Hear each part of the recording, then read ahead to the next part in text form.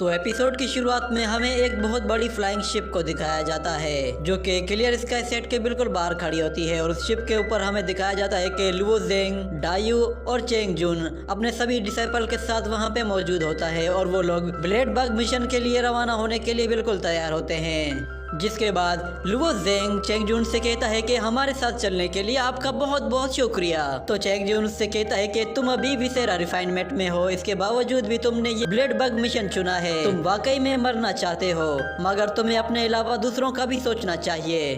तो जेंग उससे कहता है कि आप बिल्कुल बेफिक्र हो जाएं, मेरी वजह से कोई प्रॉब्लम नहीं होगी। तो चेंग जून कहता है कि बहुत अच्छी बात है, मगर जब तुम खतरे में पड़ जाओ तो फिर मेरे पास रोते हुए मत आना। ये सुनकर जेंग कहता है कि ठीक है, मैं भले मर भी जाऊं तब भी मैं आपके पास नहीं आऊंगा। ये सुनकर चेंग जून को गुस्सा आता है, वो अपनी सोड निकालने की करता है, मगर डायू बीच में आ जाती है और उनसे कहती है कि तुम्हें तो प्रिंसेस ने कहा था कि तुम हमारे साथ चलोगे ताकि तुम हमारी हिफाजत करो। क्या तुम प्रिंसेस के ऑर्डर के खिलाफ जानना चाहते हो? ये सुनकर वो अपनी सोड वापस रख लेता है। जिसके बाद डायू लुओ जेंग से कहती है कि तुम बेफिक्र हो जाओ, अगर तुम्हारी जान को खतरा हुआ तो फिर मैं तुम्हारी हेल्प जरूर करूंगी, तुम्हें इससे मदद मांगने की कोई जरूरत नहीं है। जिसके बाद हम देखते हैं कि वो शिप आहिस्ता आहिस्ता आगे बढ़ने लगती है और इसी तरह उनका फर्स्ट मिशन शुरू हो जाता है। जिसके बाद हमें उसी शिप में एक डिसाइपल को दिखाया जाता है जो कि अपनी सोड को देखकर कहता है कि इस बार मैं अपने मिशन को जरूर पूरा करने वाला हूँ। जिसके बाद वहाँ कुछ और डिसाइपल भी होते हैं जो कि किसी भी सिचुएशन को डील करने के लिए अपने आप को तैयार कर रहे होते हैं। और वहीं पे बैठा एक जूनियर डिसाइपल अपने सीनियर से कहता है कि क्या ये ब्लेड बग मिशन बहुत ही ज्यादा खतरनाक है? तो उसका सीनियर उससे कहता है कि ये ब्लेड बग मिशन किसी ट्रायल की तरह नहीं है जहां तुम एलिमिनेट हो जाते हो, यहाँ तुम जरा सी गलती से भी जान से जा सकते हो। मगर फिर दूसरा डिसाइपल कहता है कि उसे डराओ मत, हमारे साथ यहाँ पे सीनियर्स मौजूद हैं तो यहाँ पे कुछ भी गलत नहीं हो सकता। और फिर वहाँ पे एक शख्स आता है और उनसे कहता है कि दूर हट जाओ और इस बॉक्स को टच मत करना। वो उस बॉक्स को जाकर एक जगह रख देता है और उस बॉक्स में बहुत ज्यादा बारूद भरा होता है। जिसके बाद हम लोग लुओ जेंग को देखते हैं। लुओ जेंग क्लियर स्काई सेट की तरफ देख रहा होता है। जिसके बाद एक आइस फ्लावर उसके चेहरे पे आ गिरता है तो वहाँ पे डायू आ जाती है और उससे कहती है कि क्या हुआ, तुम इस तरह क्लियर स्काई सेट को क्यों देख रहे हो? क्या तुम्हें डर लग रहा है या फिर तुम्हें कोई पछतावा हो रहा है कि तुम इस मिशन पे क्यों जा रहे हो? तो जेंग उससे कहता है कि नहीं, ऐसी बात नहीं है, मुझे डर बिल्कुल नहीं लग रहा।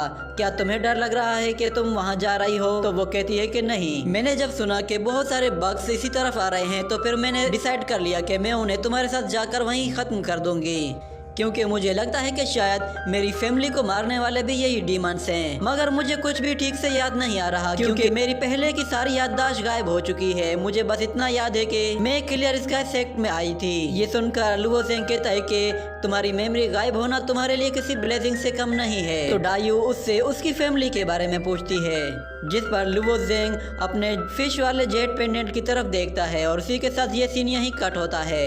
अगले सीन में हम लोग देखते हैं कि रात हो चुकी है और वो लोग एक ऐसी जगह आ चुके हैं जहाँ पे हर तरफ फॉग ही फॉग फैली हुई होती है। जिसे देखकर डायू कहती है कि मुझे लगता है कि शायद यही ब्लेड बग वैली है। मगर चेंग जून को ये फॉग बहुत ही ज्यादा स्ट्रेंज फील हो रही थी। वो सब लोगों से कहता है कि सब लोग होशियार रहना। तो सब लोग चेंग जून के कहने पर अपने अपने स्वॉर्ड निकाल लेते हैं और सब लोग लड़ने के लिए बिल्कुल तैयार होते हैं और आहिस्ता आहिस्ता वो शिप आगे बढ़ने लगती है। जिसके बाद एक डिसाइपल पीछे मुड़कर देखता है तो उसे कुछ आवाज सुनाई देती है। जब वो सामने की तरफ देखता है तो वहाँ पे एक बहुत बड़ा फ्लाइंग मॉन्स्टर होता है जो कि उसे वहीं पे ही खत्म कर देता है। उसे देखकर दूसरा डिसाइपल चिल्लाने लगता है और सबको इन्फॉर्म कर देता है। और फिर एक और डीमन बग आकर एक डिसाइपल पे हमला करने ही वाला था कि अचानक चेंग जून की सोड आकर उसे वहीं पे ही खत्म कर देती है। और चेंग जून सब लोगों से कहता है कि सब लोग होशियार रहना, हम पर डीमंस ने अटैक कर दिया है। तो सब लोग बैटल के लिए तैयार हो जाते हैं। जिसके बाद हम देखते हैं कि एक और डीमन बग जैसे ही नीचे आता है तो डायू अपनी आइस से उस पर अटैक कर देती है, जिस पर वो बहुत खुश होने लगती है। मगर हम देखते हैं कि उस बग को इस आइस से कोई भी फर्क नहीं पड़ता और वो उस पर अपने ब्लेड से अटैक करने लगता है। तो डायू उस पर अपने आइस एरो से अटैक करती है जो कि उसके पास जाकर रुक जाता है।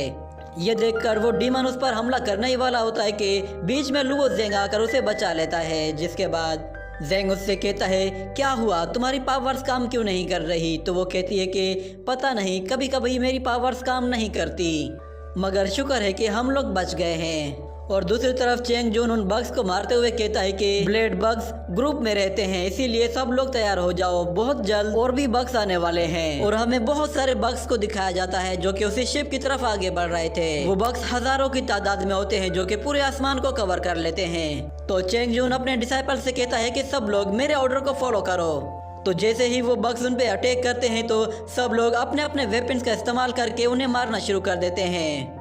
और लुवो जेंग एक बग की तरफ आगे बढ़ता है और उस पर एक जोरदार पंच मारता है, मगर वो बग अपने ब्लेड से आसानी से उसे ब्लॉक करके उसे पीछे धकेल देता है और तेजी से उसकी तरफ आकर उस पर अटैक करता है, जिस पर लुवो जेंग पीछे हट जाता है, मगर वो बग सीधा उसके ऊपर आ जाता है। जिसके बाद जेंग उसके ब्लेड्स को किसी तरह रोकने की कोशिश करता है और फिर वहाँ पे डायू आकर उसकी हेल्प करने की कोशिश करती है, मगर इस मर्तबा भी उसकी पावर काम नहीं करती। तो दोबारा से अपनी आइस का इस्तेमाल करती है, तो इस बार भी उसकी पावर फेल हो जाती है, जिस पर लुवो जेंग उससे कहता है कि अगर तुम्हारी सारी ट्रिक्स खत्म हो गई हैं तो प्लीज मेरी हेल्प करो। मगर डायू कहती है कि मुझे कुछ समझ में नहीं आ रहा, मुझे फोकस करने की जरूरत है।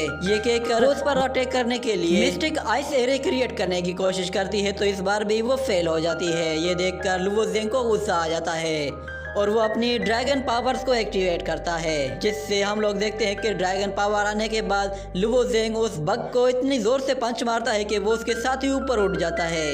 और जब वो नीचे गिरता है तो हम देखते हैं कि उसका सिर धड़ से अलग हो चुका था। इसी के साथ ये एपिसोड यहीं खत्म हो जाता है।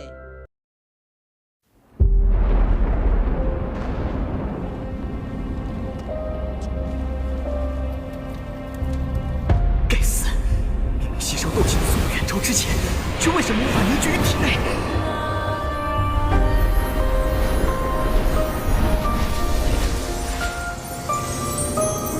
小娃娃，看来你需要帮助啊！你到底是谁？你一直藏在我的戒指里。我名为不是，凝聚这种功法，你为什么一直都不传给我？药老，吸你3年斗之气，老夫也是迫不得已。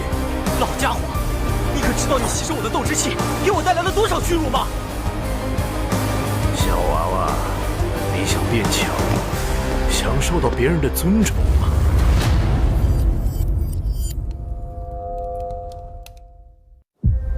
是时候前去迦南学院了。早日找到陨落心眼，也可以早日为你炼制躯体。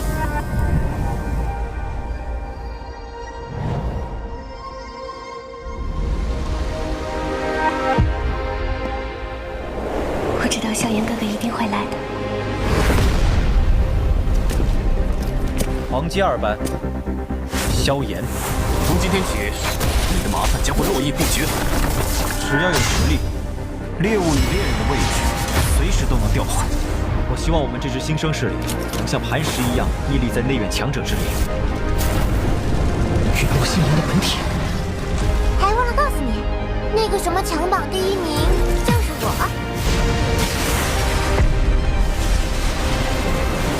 就让本王送你上路吧。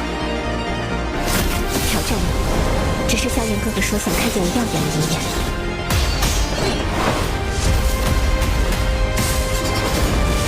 抢往前10的名额，我萧炎要定了。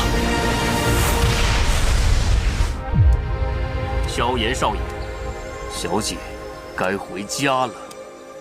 薰儿，等着我，我会去找你的。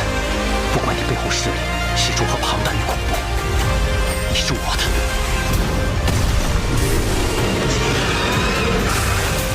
守住，千万不能让火蟒突破，否则整个迦南学院将毁于一旦。大长老，那就别怪韩某出手硬抢了。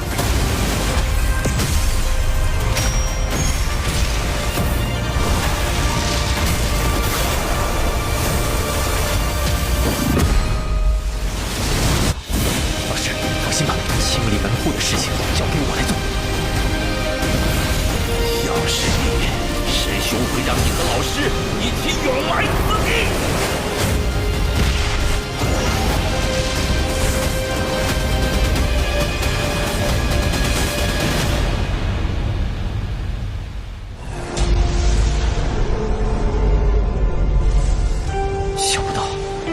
猎人成了猎物，却是没能杀了那韩放。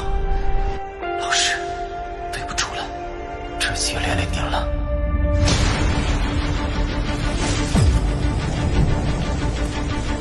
离开吧，弱者没有资格拥有的。识相的话，就乖乖交出火能，否则一会儿你们就只能爬着进内院了。该死的，到底是什么鬼东西？既然这样，那留你还有何用？若是当年不与那人硬然定什么3年之约，恐怕也不会有这个家族。信任失散。兄儿，你要走？一旦被他们锁定了位置，我们俩都会性命堪忧。所有的隐忍，只为了这一天。我已经等待了太久。今天若是你能够安然无恙地走下擂台，萧炎从此不再踏进迦南学院半步。他迟早会发现的。既然如此，就给他一个惊喜吧。今天我不会让你们两人彻底的闭上嘴。就算他还活着，你们之间也绝不可能。